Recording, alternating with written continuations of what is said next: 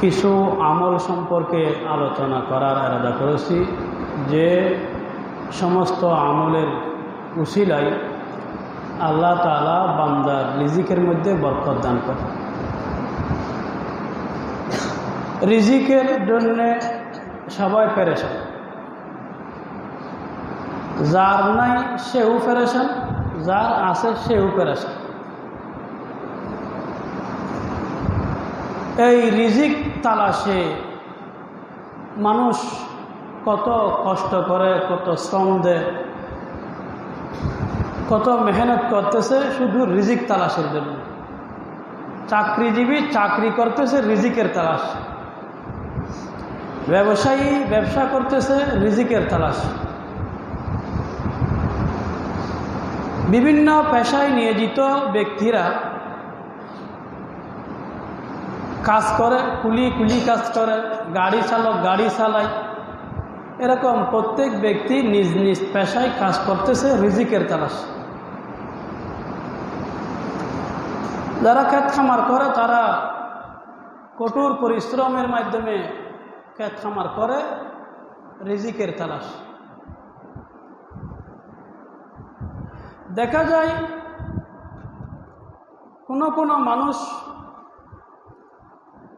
খুব বেশি মেহনত করে রিজিকের তালাশে, খুব কষ্ট করে, খুব বেশি মেহনত করে, অল্প রিজিক পায়, অল্প রোজগার হয়। আবার কিছু মানুষ এমন আছে যারা খুব কম মেহনত করে, সামান্য মেহনত করে, অনেক বেশি রিজিক পায়, অনেক বেশি টাকা পয়সা উপার্জন করে। বেশি কষ্ট করে কম টাকা পয়সা পায়, কম কষ্ট করে কিছু মানুষ খুব বেশি আয় রোজগার করে। দেখা যায় কোনো মানুষ লক্ষ টাকার বেতনে চাকরি করে, আর কোনো মানুষ একটা 10,000 টাকার চাকরির জন্য যুদ্ধ করে। কোনো মানুষ দেখা যায় অশিক্ষিত, লেখাপড়া নাই, নিজের নামটাও লিখতে পারে না, কোটি কোটি টাকার মালিক। আপনাদের সেনা জানো অনেক থাকতে পারে, আমাদের এদিকে একজন আছে কোটি টাকার মালিক, কিন্তু নিজের নাম লিখতে পারে না, লেখাপড়া নাই, কোটি টাকার মালিক।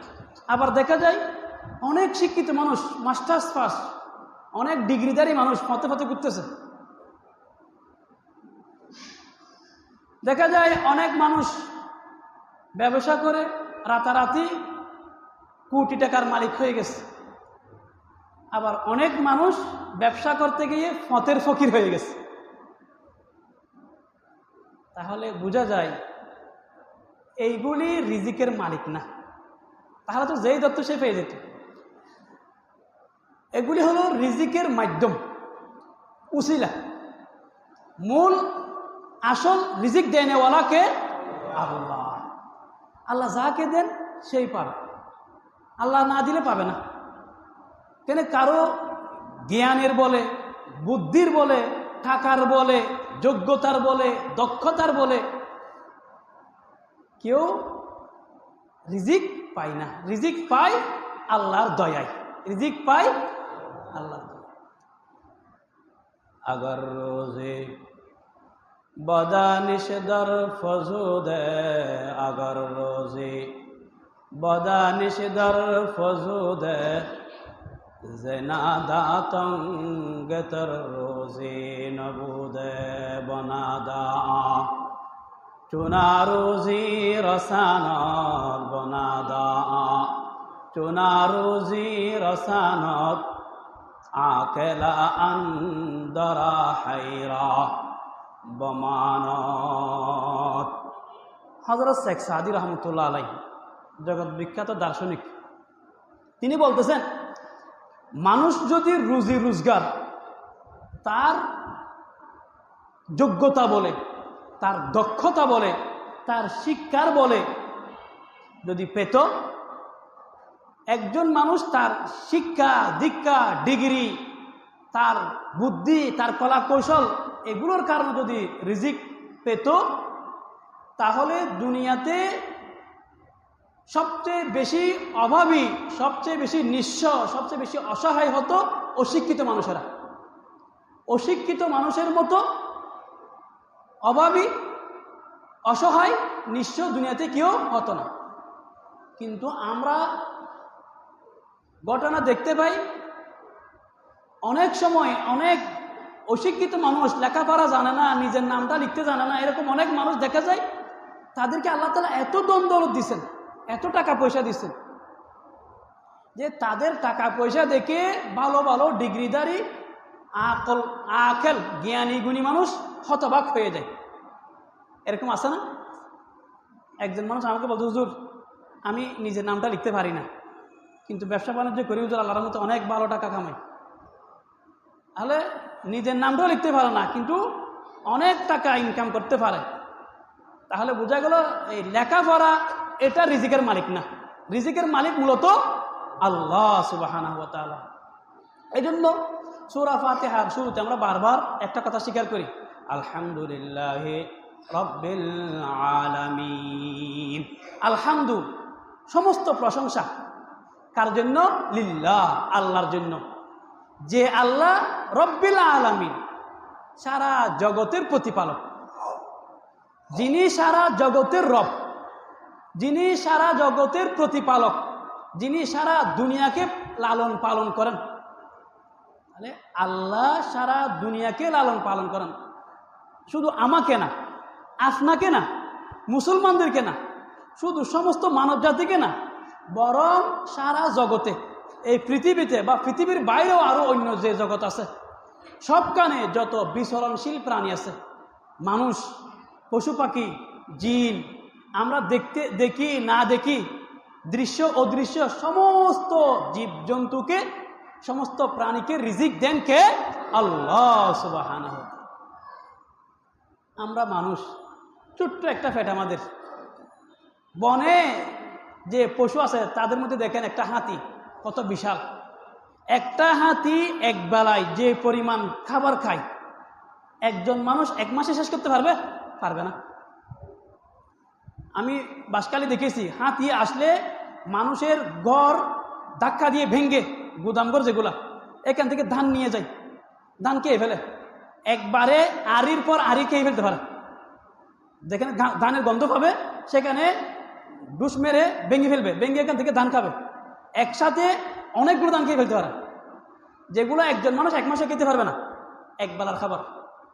একটা বাঘ আছে, একটা বাঘ যদি একটা হরিণ খায়, এটা তার এক বেলার নাস্তা।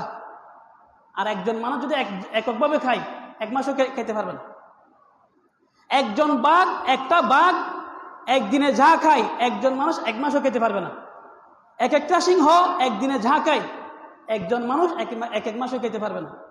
সাগরের মধ্যে এত বড় বড় মাছ আছে, এত বড় বিশাল তিমি আছে, আমাদের পুরো মসজিদটা মনে হয় সে এক লোকমাতে খেয়ে ফেলতে পারবে, গিলে ফেলতে পারবে ডাইরেক্ট, এত বড় তার মুখটা।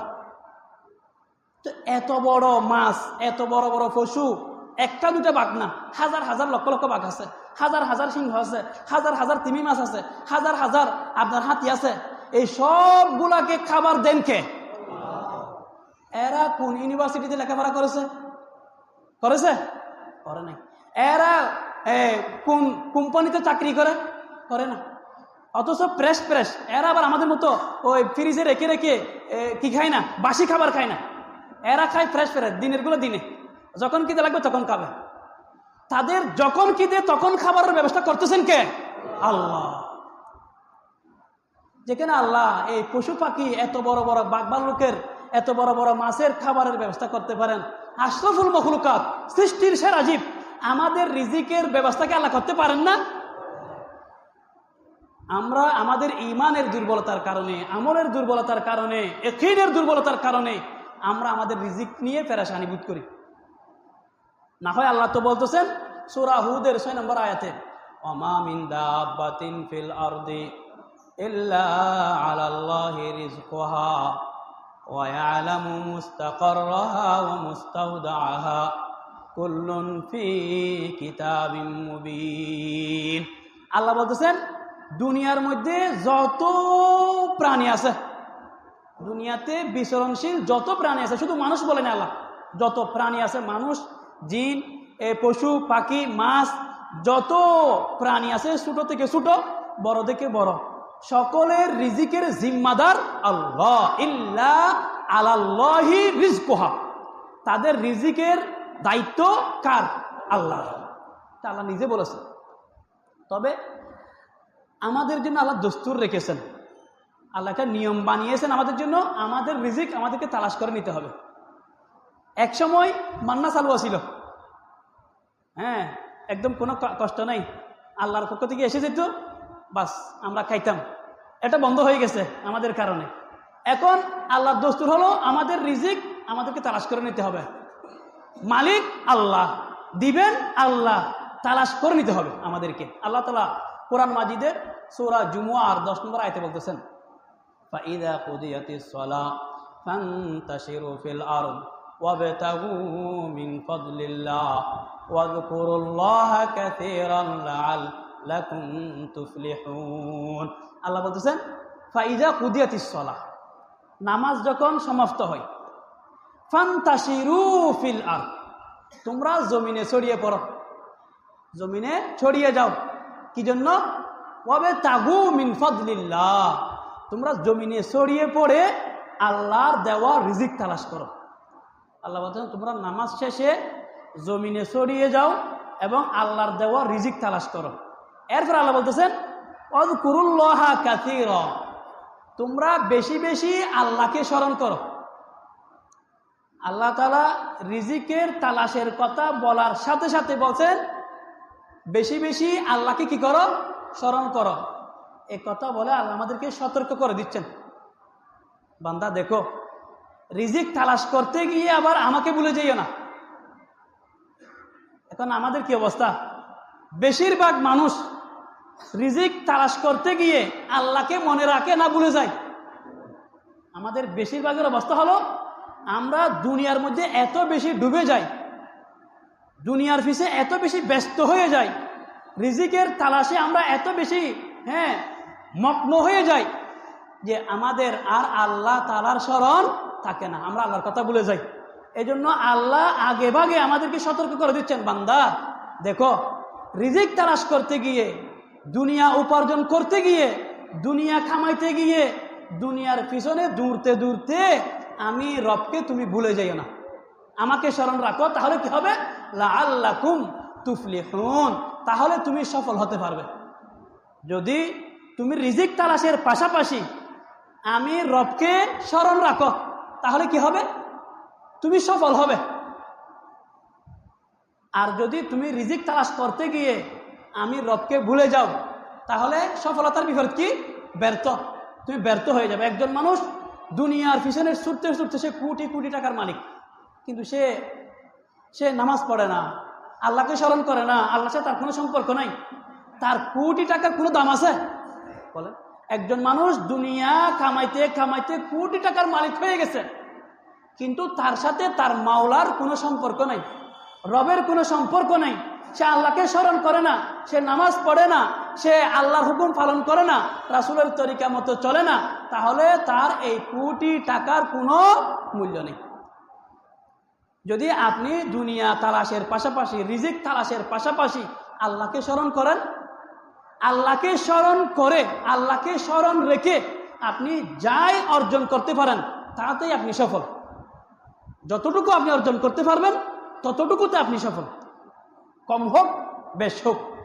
আল্লাহ তাআলা বলতেছেন বাল তুসিরুনাল হায়াতাদ দুনিয়া ওয়াল আখিরাতু খায়রুন ওয়া আবকা। ও আমার বান্দারা, তোমরা দুনিয়াকে আখিরাতের উপর প্রাধান্য দিচ্ছ, তোমরা দুনিয়া কামাইতে গিয়ে আখিরাত ভুলে যাচ্ছ, দুনিয়ার পিছে দৌড়তে দৌড়তে তোমরা আখিরাত থেকে গাফেল হয়ে যাচ্ছ।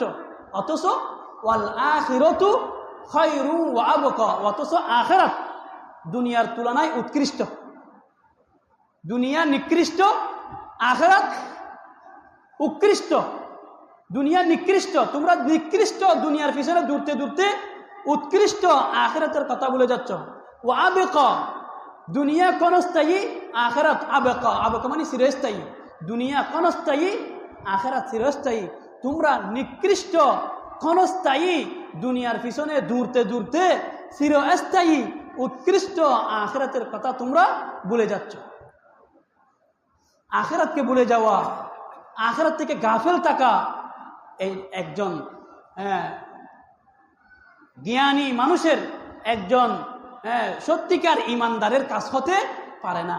রাসূলুল্লাহ সাল্লাল্লাহু আলাইহি ওয়াসাল্লাম বলতেছেন, কদ আফলাহা, সফল ওই মুমিন, মান আসলামা, যে ইসলাম গ্রহণ করেছে, ইসলামকে মেনে নিয়েছে, ও রুজিকা কাফাফান ওয়া কান্নাহুল্লাহু বিমা আতাহু, এবং যে ইসলামকে মেনে নিয়েছে, ও রুজিকা কাফাফান, তাকে আল্লাহ কদরে কাফাফ রিজিক দিয়েছেন। কদরে কাফাফ মানে কাফাফ পরিমাণ, যেতটুকু রিজিক থাকলে অভাবও হয় না, বিলাসিত করতে পারে না, অভাবও হয় না, বিলাসিত করতে পারে না, দুনিয়া চলে, কোন রকমের দুনিয়ার জরুরত পূরণ হয়, এতটুকু রিজিক আল্লাহ দিয়েছেন। অকান্নাহুল্লাহ বিমা আতা, এবং আল্লাহ যতটুকু দিয়েছেন ততটুকুতে সে সন্তুষ্ট। সে ব্যক্তির ব্যাপারে নবীজি বলতেছেন সে সফল মুমিন, সে সফল মুমিন। জন্য আমরা আখিরাতকে স্মরণ রেখে, আল্লাহকে স্মরণ রেখে বৈধ পন্থায় রিজিক তালাশ করব, বৈধ পন্থায়, অবৈধ পন্থা অবলম্বন করব না। আপনারা বলতে হুজুর, অবৈধ পন্থায় তো মানুষ কি করে, কামাই রোজগার করে, অবৈধ পন্থায় আপনি ইনকাম করলে ইনকাম করতে পারবেন না, এটা বলতেছি না, করতে পারবেন। তবে অবৈধ পন্থায় উপার্জন করা, এটা একজন সচেতন মুমিনের কাজ হতে পারে। পেটে যখন খিদে লাগে তখন কিছু খেলে পেট ভরে, খিদে মিটে যায়। এখন ভাত খেলেও পেট ভরবে, কেউ যদি পায়খানা খায়, গরুর গোবর খাইলেও পেট ভরবে না? ভারতের হিন্দুরা গণহারে গরুর গোবর খায়, বিশ্বাস না হলে আপনারা খবর নিয়ে দেখবেন, এরা গোবর খায়, গরুর গোবর খাইলেও পেট ভরবে। এখন গরুর গোবর খাওয়া পেটে খিদে লাগলে এটা যে একজন সুস্থ বিবেক সম্পন্ন মানুষের কাজ হতে পারে? গোবর খাইলে, পায়খানা খাইলে পেট ভরে, তাই বলে আপনি পায়খানায় খেতে পারেন না খিদে লাগলে। তেমনিভাবে হারাম পথেও ইনকাম করা যায়, তাই বলে আপনি একজন মুমিন, ইমানদার, পরকালে বিশ্বাসী, আল্লাহকে বিশ্বাস করেন, আপনি অবৈধ পন্থায় উপার্জন করতে পারেন না। কারণ রাসূল সাল্লাল্লাহু আলাইহি ওয়াসাল্লাম বলেছেন, লা ইয়াদখুলুল জান্নাহ জাসাদুন গুযিয়া বিল হারাম, ওই শরীর জান্নাতে যাবে না যে শরীর হারাম খেয়ে লালিত পালিত হয়েছে। হারাম সম্পদ দ্বারা যে শরীর লালিত পালিত হয় সেই শরীর জান্নাতে যাবে না। কেন আপনি নিজে হারাম খাবেন? কেন আপনি আপনার প্রাণপ্রিয় স্ত্রীকে, আপনার প্রাণপ্রিয় সন্তান সন্ততিকে আপনি হারাম খাওয়াবেন? যাদের আপনি সামান্য কাটা ফুটলে আপনি বরদাস্ত করতে পারেন না, তারা জাহান্নামের আগুনে জ্বলবে, আপনি কিভাবে বরদাস্ত করবেন? কেন আপনি আপনার পরিজনকে আপনি হারাম খাওয়াবেন? আল্লাহর ওয়াস্তে হারাম পন্থায় ইনকাম করবেন না, হালাল তরিকায় ইনকাম করবেন। আল্লাহ যতটুকু দেয় ততটুকু আপনি সবর করবেন, আল্লাহ তাআলা বরকত দিবেন। এখন আসেন, হালাল পন্থায়, বৈধ পন্থায় রিজিক তালাশের পাশাপাশি কিছু আমল আছে যে আমলগুলি করলে আল্লাহ তাআলা বান্দার রিজিকের মধ্যে বরকত দেন। এরকম আমলের মধ্যে 1 নম্বর আমল হলো তাকওয়া এবং তাওয়াক্কুল অবলম্বন করা।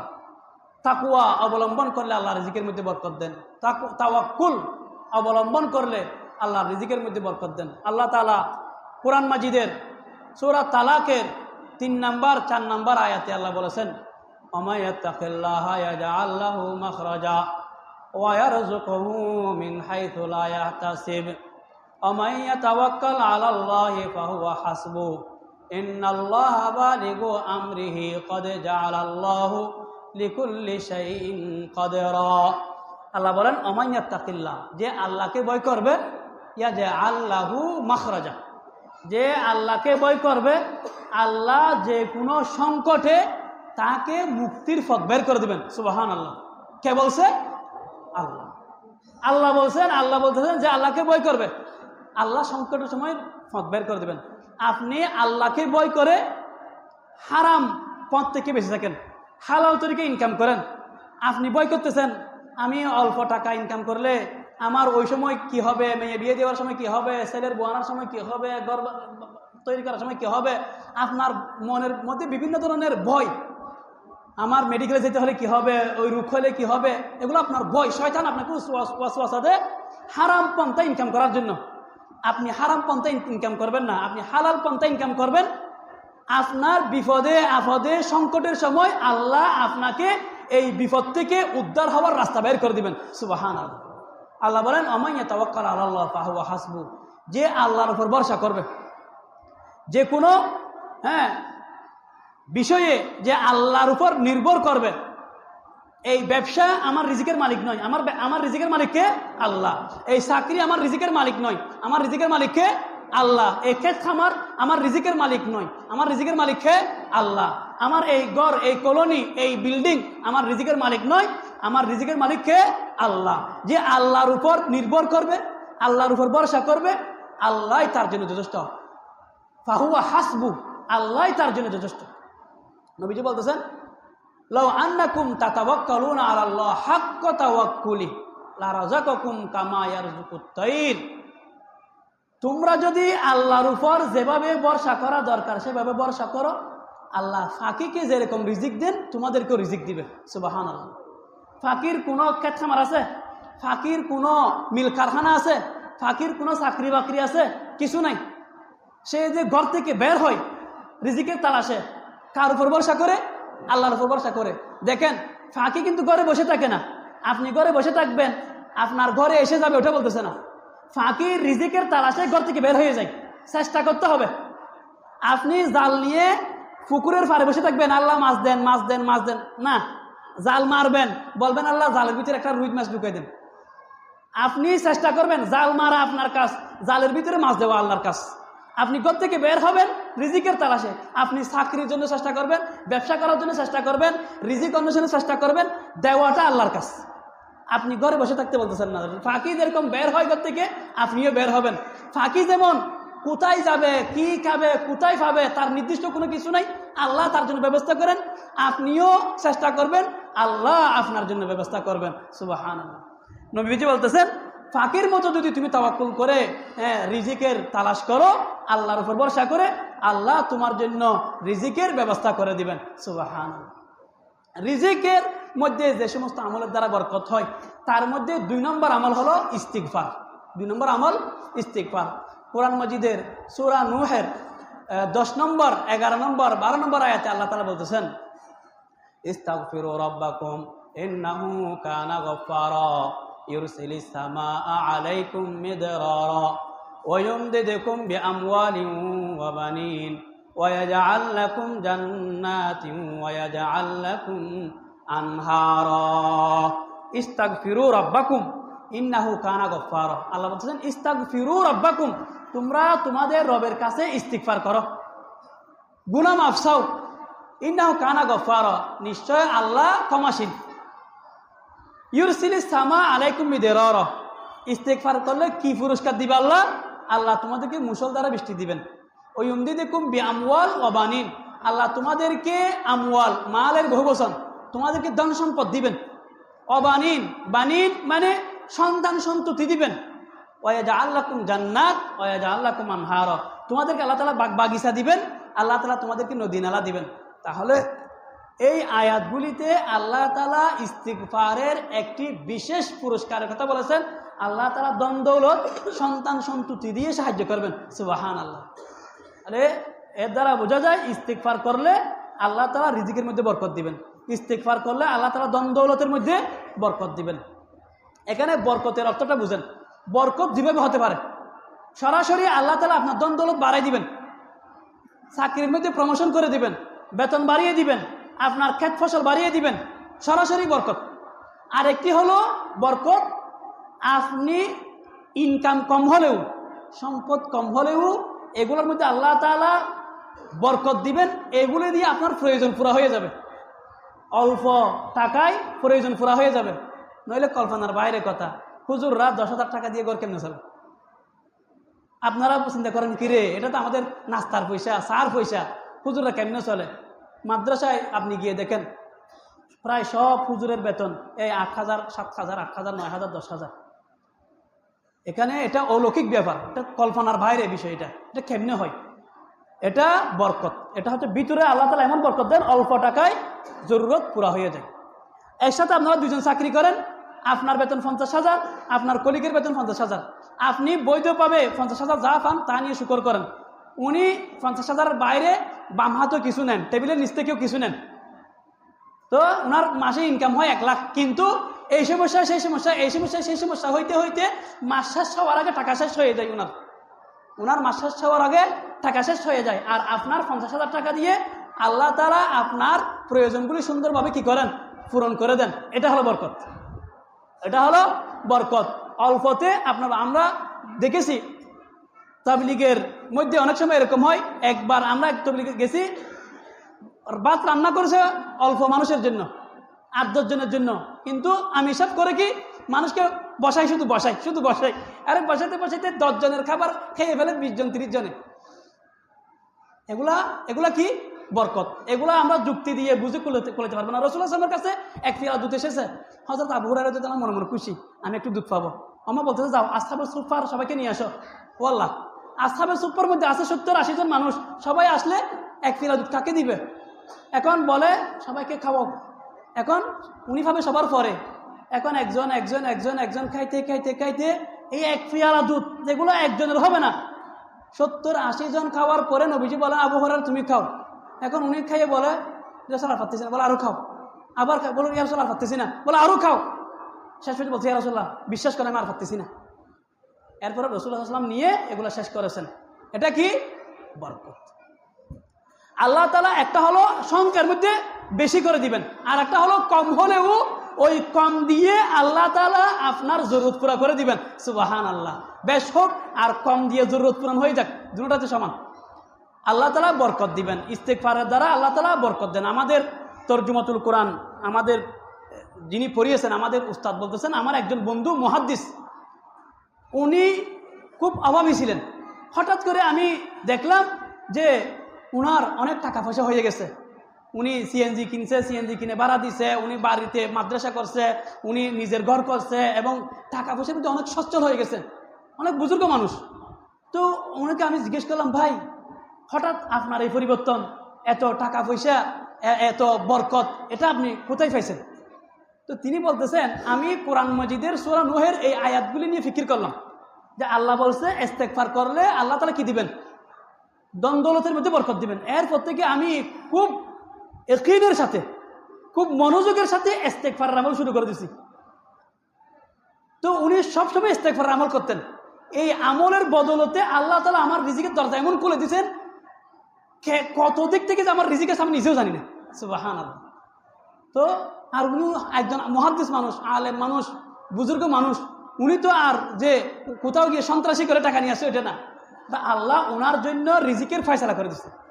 তো আমরা ইয়াকিনের সাথে ইস্তেগফারের আমল করব, আল্লাহ তাআলা রিজিকের মধ্যে বরকত দিবেন। 2 নম্বর আমল, রাসূলুল্লাহ সাল্লাল্লাহু আলাইহি ওয়াসাল্লাম বলেছেন, মান লাজিমাল ইস্তিগফার জাআলাল্লাহু লাহু মিন কুল্লি দিকিন মাখরাজা ওয়া মিন কুল্লি হাম্মিন ফারাজা ওয়া রাযাকাহু মিন হাইসু লা ইয়াহতাসিব। নবীজি বলতেছেন, যে ব্যক্তি ইস্তিগফারকে আঁকড়ে ধরবে, সব সময় ইয়াকিনের সাথে মনোযোগ সহকারে সদা সর্বদা ইস্তিগফারের আমল করবে, আল্লাহ তাআলা তাকে যে কোনো সংকটের সময় রাস্তা বের করে দিবেন। 1, যে কোনো সংকট থেকে মুক্তির ব্যবস্থা করবেন। 2, ও মিন কুল্লি হাম্মিন ফারাজা, তার সমস্ত পেরেশানি আল্লাহ দূর করে দিবেন। 3, ওয়া রাযাকাহু মিন হাইসু লা ইয়াহতাসিব, আল্লাহ তাকে এমন জায়গা থেকে রিজিক দিবেন যা সে কখনো কল্পনা করতে পারেনি। সুবহানাল্লাহ। এটা তো নবীজি নিজেই বলেছেন হাদিসের মধ্যে, যে ইস্তিগফারের আমলকে আঁকড়ে ধরবে, আল্লাহ তাআলা তাকে কল্পনাতীত জায়গা থেকে রিজিক দিবেন। ইস্তিগফার কি? আরবিতে যদি বলেন আস্তাগফিরুল্লাহ আস্তাগফিরুল্লাহ আস্তাগফিরুল্লাহ, এটা ইস্তিগফার। মনোযোগ সহকারে পড়বেন। দিনে একটা আমল বানাই নেন, আমি 100 বার দিনে, 200 বার, 300 বার ইস্তিগফার করব। আর লম্বা করে বললে আস্তাগফিরুল্লাহ আল্লাযী লা ইলাহা ইল্লা হুয়াল হাইয়ুল কাইয়্যুম ওয়া আতুবু ইলাইহি। আর বাংলায় বললে আল্লাহর কাছে গুনাহ মাফ চাইবেন, বেশি বেশি বেশি বেশি, আল্লাহ আমার গুনাহ মাফ করে দেন, আল্লাহ আমার জানা অজানা, ইচ্ছায় অনিচ্ছায়, গোপনে প্রকাশ্যে, আল্লাহ দিনে রাতে, আল্লাহ কবিরা সগিরা শিরিক বেদাত, আল্লাহ যত গুনাহ করেছি আল্লাহ সিলিন্ডার করতেছি, ক্ষমা চাচ্ছি, আল্লাহ আপনি আমাকে ক্ষমা করে দেন, আল্লাহ আপনি আমাকে মাফ করে দেন, আল্লাহ আমাকে মাফ করে দেন, আল্লাহ আমাকে মাফ করে দেন, আল্লাহ আমাকে মাফ করে দেন, বেশি বেশি আল্লাহর কাছে ক্ষমা চাইবেন। এটা হলো ইস্তিগফার। 3 নম্বর আমল, যে আমলের দ্বারা রিজিকের মধ্যে বরকত হয়, এরকম একটা আমল হলো সিলাতুর রাহিম, আত্মীয় স্বজনের সাথে সুসম্পর্ক বজায় রাখা। আত্মীয় স্বজনের হক আদায় করা, আত্মীয় স্বজনের খবর রাখা, এর দ্বারা আল্লাহ রিজকের মধ্যে বরকত দেন। রাসূলুল্লাহ সাল্লাল্লাহু আলাইহি ওয়াসাল্লাম বলেন, মান সাররাহু আন ইউবসাতা লাহু ফি রিজকিহি আও ইউনসা লাহু ফি আথরিহি ফালিয়াসিল রাহিমাহু। রাসূলুল্লাহ সাল্লাল্লাহু আলাইহি ওয়াসাল্লাম বলেন, যে ব্যক্তি চায় আন ইউবসাতা লাহু ফি রিজকি, যে তার রিজিকের মধ্যে বরকত হোক, যে চায় তার রিজিকের মধ্যে বরকত হোক, যে চায় তার হায়াতের মধ্যে বরকত হোক, ফালিয়াসিল রহিমাহু, সে যেন তার আত্মীয় স্বজনের সাথে সুসম্পর্ক বজায় রাখে। 3 নম্বর আমল। 4 নম্বর আমল, যে আমলের দ্বারাই রিজিকের মধ্যে বরকত হয়। 1 নম্বর ছিল তাকওয়া তাওয়াক্কুল অবলম্বন করা। 2 নম্বর ইস্তিগফার, বেশি বেশি ইস্তিগফার করা। 3 নম্বর আত্মীয় স্বজনের সাথে সুসম্পর্ক বজায় রাখা। 4 নম্বর দরুদ শরীফ পড়া, বেশি বেশি দরুদ শরীফ পড়া। দরুদ শরীফ পড়লে তো অহরহ ফায়দা। তার মধ্যে একটি ফায়দা হলো বান্দার রিজিকের ফেরাসানি দূর হয়, আল্লাহ রিজিকের মধ্যে বরকত দেন, আল্লাহ তার ফেরাসানি দূর করেন। এক ব্যক্তি রাসূলুল্লাহ সাল্লাল্লাহু আলাইহি ওয়াসাল্লামের কাছে এসে বলতেছেন, ইয়া রাসূলুল্লাহ ইন্নী উকসিরু সলাতা আলাইকা, আমি আপনার উপর বেশি বেশি দরুদ পাঠ করি। ফাকাম আজালুলাকা মিন সলাতি, ইয়া রাসূলুল্লাহ আমি আমার এই ওজিফা পাঠ করার, দোয়া দরুদ পড়ার যে সময় আছে, ওই সময়টার মধ্য থেকে কি পরিমাণ সময় দরুদ পাঠ করব? নবীজি বলেন, মাসিত, তোমার যা মন চাই। তখন তিনি বললেন, আর রুবুআ, ইয়া রাসূলুল্লাহ আমি আমার সময়টাকে 4 ভাগ করে 4 ভাগের 1 ভাগ দরুদ পাঠ করব, আর বাকি 3 ভাগ অন্যান্য আমল করব। নবীজি বলেন, মাসিত, তোমার যা মন চাই। ফাইন সিতা ফাহুয়া খায়রুল লাক, তবে যদি তুমি আরো বেশি পড়তে পারো, না ফাইন জিত্তা ফাহুয়া খায়রুল লাক, যদি তুমি আরো বেশি পড়তে পারো তাহলে তোমার কল্যাণ হবে। তখন নবীজি বললেন, ও ব্যক্তি বললেন, আর নিসফা, তাহলে ইয়া রাসূল আমি আমার সময়কে 2 ভাগ করে 1 ভাগ দরুদ পড়ব, আর 1 ভাগ অন্যান্য আমল করব। নবীজি বলেন, মাসিত ফাইন জিত্তা ফাহুয়া খায়রুল লাক, তোমার যা মন চাই, তবে যদি আরো বাড়িয়ে পড়তে পারো তোমার কল্যাণ হবে। তখন তিনি বললেন, আসসুলুসাইন, ইয়া রাসূলুল্লাহ মোট সময়কে 3 ভাগ করে 2 ভাগ শুধু দরুদ পড়ব, আর 1 ভাগ অন্য আমল করব। নবীজি বলেন, মাসিত ফাইন জিত্তা ফাহুয়া খায়রুল লাক, তোমার যা মন চাই, তবে যদি আরো বাড়িয়ে পড়তে পারো তোমার কল্যাণ হবে। তখন তিনি বললেন, আজআলু লাকা সলাতি কুল্লাহা ইয়া রাসূলুল্লাহ, ইয়া রাসূলুল্লাহ আমি আমার দোয়া দরুদের ওজিফার পুরো সময়টা শুধু দরুদেই পড়ব। সুবহানাল্লাহ। তখন নবীজি বলেন, ইজান তুকফা হাম্মাক ওয়া ইগফারু লাকা যামবুক, তাহলে এই দরুদ পাঠের আমল তোমার সমস্ত জরুরত পূরণের জন্য যথেষ্ট হয়ে যাবে, এবং এই দরুদ পাঠের আমলের উসিলায় তোমার গুনাহ মাফ করা হবে। সুবহানাল্লাহ। তাহলে দরুদ পাঠের একটি বিশেষ ফায়দা হলো জরুরত পুরা হয়ে যাবে। রিজিকের জরুরত, আপনার বিভিন্ন চিকিৎসার জরুরত, বিভিন্ন ধরনের জরুরত, আপনি যদি বেশি বেশি দরুদ পাঠ করেন আল্লাহ তাআলা ওই জরুরত পূরণের ব্যবস্থা করে দিবেন। দরুদ একদম সংক্ষিপ্ত দরুদ যদি পড়েন, সাল্লাল্লাহু আলাইহি ওয়াসাল্লাম, সাল্লাল্লাহু আলাইহি ওয়াসাল্লাম, সাল্লাল্লাহু আলাইহি ওয়াসাল্লাম, সাল্লাল্লাহু আলাইহি ওয়াসাল্লাম, এর চেয়ে লম্বা দরুদ নামাজে যে দরুদ পড়েন এই দরুদ পড়বেন, অথবা ওলামায়ে কেরামের কাছ থেকে অন্যান্য দরুদ শিখে নেবেন। যে সমস্ত আমলের দ্বারা রিজিকের মধ্যে বরকত হয়, এরকম আরেকটি আমল হলো বেশি বেশি হজ এবং উমরা করা। আমাদের চোখের দেখা ভুল, আমাদের চোখের বুঝা ভুল। আমরা বাহ্যিকভাবে যেটা দেখি, হজ করলে অনেক টাকা খরচ হয়, উমরা করলে অনেক টাকা খরচ হয়, টাকা তো কমতে দেখতেছি। কিন্তু নবীজি বলতেছেন না, হজ করলে উমরা করলে আল্লাহ তাআলা বান্দার অভাব দূর করেন, আল্লাহ তাআলা সচ্ছলতা দান করেন। সুবহানাল্লাহ। এখন আমার চোখের দেখাটা বেশি সত্য, নাকি আমার নবী যেটা বলেছেন এটা বেশি সত্য? আমার নবী যেটা বলেছেন এটা সত্য। আমি যে চোখে দেখি এটা ভুল, আমি যেটা মনে করি আমার মনে করাটা ভুল। আমার নবীজি যেটা বলেছেন সেটা সত্য। নবীজি বলতেছেন, তাবিউ বাইনাল হাজ্জি ওয়াল উমরা, তোমরা একের পর এক হজ উমরা করতে থাকো। যারা হজ একবার করেছেন আবার করেন, যারা উমরা একবার করেছেন আবার করেন। যাদেরকে আল্লাহ তৌফিক দিয়েছেন বই ভাইয়েন না যে আমার টাকা কমে যাবে, করেন। অনেকজনই মানুষ আছে হজ ফরজ হয়েছে হজ করে না, নিজের বিবিকে হজ করায় না, অথচ অনেক টাকার মালিক। গত কয়েকদিন আগে একজন মানুষের দেখেছি কোটি টাকার মালিক, এখানে বিল্ডিংয়ের মালিক, টাকা আছে অনেক। তো উনি বলতেছেন আমার স্ত্রী আমার উপর অসন্তুষ্ট। কেন? আমার স্ত্রীর বড় আশা ছিল একটু আল্লাহর ঘরটা দেখবে, একটু হজ করবে, আমি করাইতে পারিনি। মনে মনে চিন্তা করতেছি আপনার টাকার কোনো দাম আছে? কেন করাইতে পারেন না আপনি? আপনার টাকা আছে, পয়সা আছে, মানুষ কত আশা করে, হ্যাঁ আমার 2টা টাকা হলে আমি একটু আল্লাহর ঘর দেখতে যাব, একটু হজ করতে যাব, একটু উমরা করতে যাব। আমার গ্রামের 2জন মানুষ টাকা পয়সা নাই, গরু ফালে, গরু ফেলে ওই গরু থেকে দুধ বিক্রি করে করে উনি টাকা জমাইছে, অনেক শখ করে, একদম সাদাসিধে মানুষ, অনেক শখ করে যে আল্লাহর ঘর দেখবে। তো টাকা জমা দিছে, দেশে গন্ডগোলের কারণে ওনাদের ওই টাকা পয়সা নিয়ে ওনারা অনেকটা অনিশ্চয়তার মধ্যে পড়ে গেছে। ফতে আমাকে পাইলে কান্না করতো, শুধু চোখের পানি, ভাই আমার মনে অনেক শখ ছিল একটু আল্লাহর ঘরে যাব, আমি যেতে পারতেছি না, যেতে পারবো কিনা এটাও জানি না, এরকম বলে বলে কান্না করতো। কিন্তু শেষ পর্যন্ত আল্লাহ তাআলা ওনাকে ওনার স্বপ্ন পূরণ করছে।